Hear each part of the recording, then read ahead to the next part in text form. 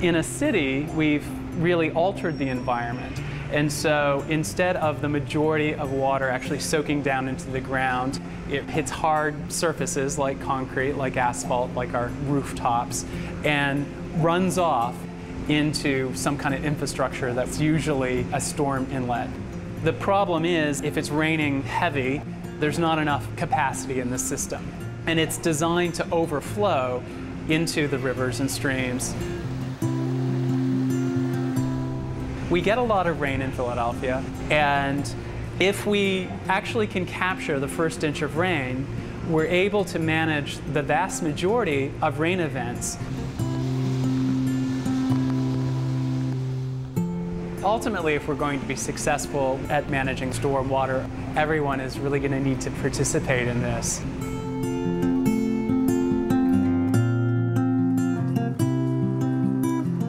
My name's Tony Federici. I'm an ecologist with URS Corporation.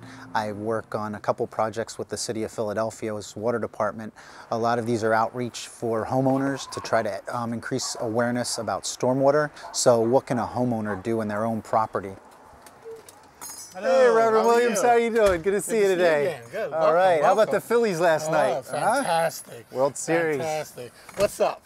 Well, we wanted to check in with you again to see how the rain barrel's working out. You said you got some time. We can walk around? Oh, got me all day. All right. I see you got the yellow hose here. What's going on with that? We got the wet hose there, the soakings.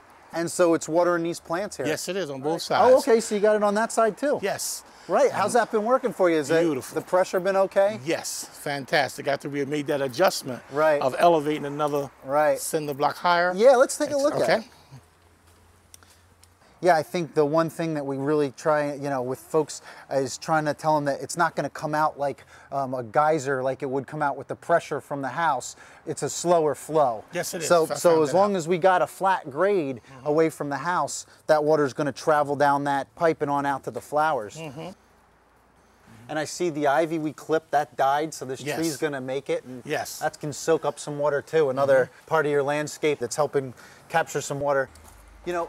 You got this backyard to work with and to play with. Yes, 2 projections that we've thrown out. We're here with Reverend Williams, and his property is very typical of the urban home. We've got a backyard, we've got a house that's about 600 square foot of rooftop, and 1 downspout taking all that rainwater off that roof.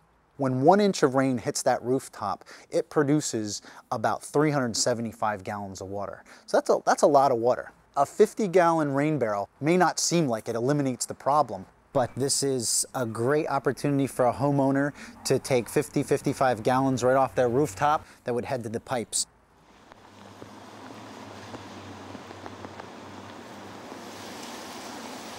The City of Philadelphia reports that they've given out over 1,500 barrels.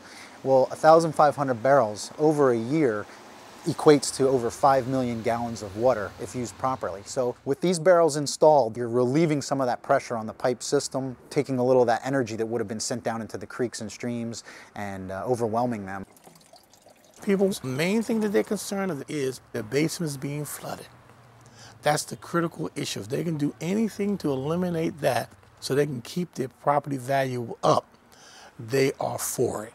And when I explain to them how much water comes on their roof, and look at the water house backed up in the street, we can be a part of eliminating that. Just a little simple thing as a rain barrel.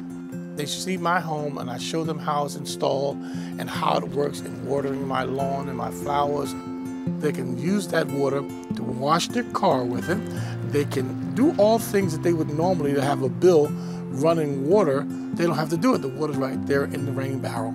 They loved it, and now more people want it. I think designers need to start looking at what are ways we can take more water off that rooftop and put it into the backyards. For this property, we came up with a small rain garden that takes the overflow from a rain barrel and puts it into this backyard. Another option that we put out is a planter box that would have more of a sandy soil mix, and water could flow into that planter box and go back into the overflow to the city storm system. Still be connected to that, but be able to take a slug of water out just like the barrel. Every homeowner can have a real impact. One of the first things they can do is just sort of properly use the storm drains on the street. You know, we don't want people dumping litter or sweeping trash in there or changing the oil in their car in front of a storm drain and dumping it into, because those storm drains can directly drain to the nearby creek. But property owners can also manage stormwater on their properties.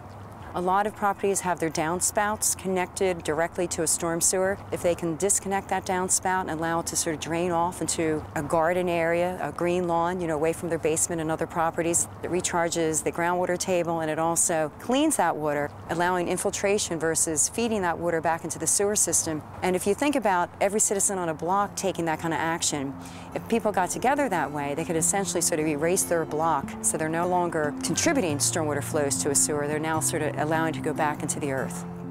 The new engineering is looking at water as a resource rather than just as a problem. You know, let's not just get water out of here. Let's soak it up and let's use it. It's also free water we can use. When everybody can see something they can do that's positive, that can help us all in the long run. People can get on board and realize how important it is that they'll be a part of this.